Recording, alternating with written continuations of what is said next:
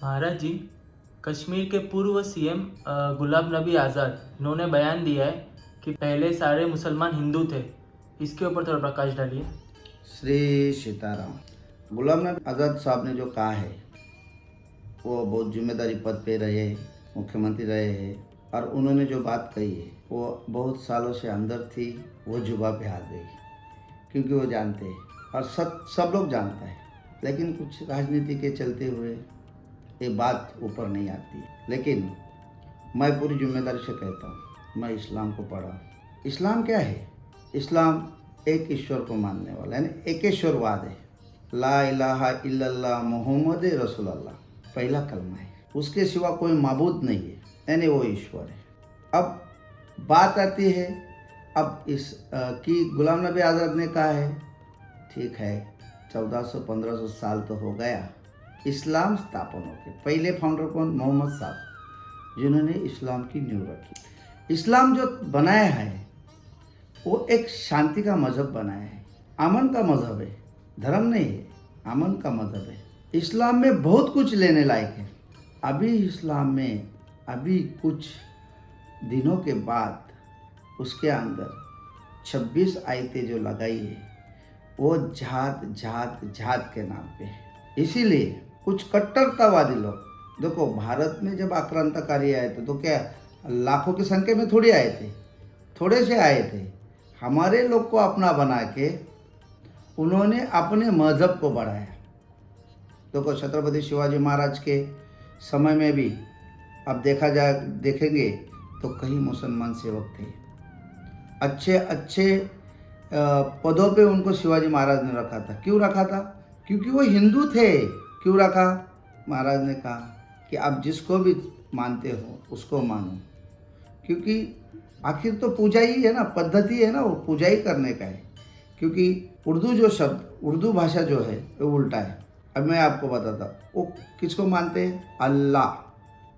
अभी अल्लाह को अगर आप उल्टा पढ़ो तो हो जाता है लल्ला। अब बताओ, हमारे में सनातन धर्म में लल्ला किसको कहा है? श्री कृष्ण भगवान जी का बचपन का नाम था, यशोदा उसको लल्ला कहती थी, तो कृष्ण का ही नाम उल्टा हो गया ना। अगर आपको इसके आगे जाके कहूँगा तो आप सोचने में विवश हो जाओगे, क्योंकि मैं इस्लाम को बहुत अच्छे से जाना हूँ, समझा हूँ। इस्लाम में 786 आता है, तो 786 क्या प्रतीक है?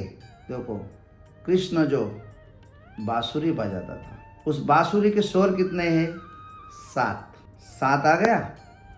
और कृष्ण जब पैदा हुआ उनका नंबर कितना था? 8। 7 और 8 हो गए। और बांसुरी बजाने के लिए कितनी उंगली की आवश्यकता होती? 6। तो हो गया ना 786। तो कुल मिला के मैं कहना चाहूँगा कि इस धरातल पे केवल और केवल वैदिक सनातन धर्म ही था, इससे अलावा कुछ नहीं था। उसके बाद मज़हब और पंथ बने, उसमें से एक मज़हब है जो इस्लाम है। इस्लाम के तौर तरीके पे अगर कोई चलेगा, उसको समझेगा और उसी के ऊपर अगर कायम और अमल करेगा तो कभी भी मुसलमान का बच्चा हाथ में पत्थर नहीं उठाएगा, क्योंकि वो अमन का पैगाम दे रहे हैं, शांति का पैगाम दे रहे हैं। लेकिन आजकल कुछ कट्टरपंथीवादी इस मज़हब के अंदर आतंकवादी विचारधारा को डालते हुए उस समाज को बदनाम कर रहे हैं, उस मज़हब को बदनाम कर रहे हैं। क्योंकि मैं जानता हूँ, दिन में 5 बार भगवान को याद करने वाला और इस मट्टी पे सर रखने वाला यानी नमाज पढ़ने वाला जो इंसान का मज़हब हो, वो किसको भला क्यों तकलीफ़ देगा? लेकिन कुछ लोगों की वजह से, कुछ आक्रांतकारी के जो वंशज बचे हैं, उनकी वजह से आज इस्लाम में टेररिज्म हो गया। ये हमें समझने की ज़रूरत है। मैं तो कहूँगा उन मुसलमानों को, ऐसे लोगों का आप कट्टर से विरोध करिए, क्योंकि जब मोहम्मद साहब ने आपको कुरान दी तो ऐसा एक संदेश उसने दिया है कि खुदा को याद करो, यानी भगवान को याद करो। 5 बार याद करते हो, आप नमाज पढ़ते हो, अरे आपका मज़हब सुबह से लेकर शाम तक उसको याद करता है। अगर बैठेगा तो भी आपको कलमा बोलना है, उठेगा तो भी कलमा बोलना है। आपको कुछ काम करने से पहले उसको याद करना है। तो ऐसा मज़हब जब बना तो उस मज़हब में ये सारी चीज़ अच्छाई को देखते हुए कई पंडित और कई हिंदुओं ने उस धर्म को स्वीकार कर दिया, इसलिए उनकी संख्या बढ़ गई। बताओ, 1500 साल पहले आया हुआ मज़हब आज 57 देश बना चुका है और जो बाकी देशों में भी उनकी संख्या ज़्यादा है। तब अच्छा ही होगा ना, तभी बढ़ा।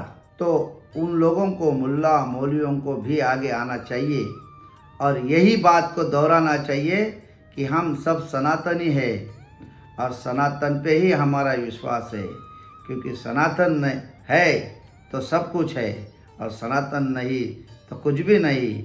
मैं नमस्कार करता हूँ उस गुलाम नबी को, सीएम साहब को, क्योंकि उन्होंने बहुत दिन कुर्सी पे रहते हुए इस पे राजनीति का कार्ड खेल दिया, लेकिन आखिर दिल की बात जुबा पे आ गई और सच्चाई दुनिया के सामने लाई। तो हम भी उनको सलाम करते, रिस्पेक्ट करते। श्री सीताराम।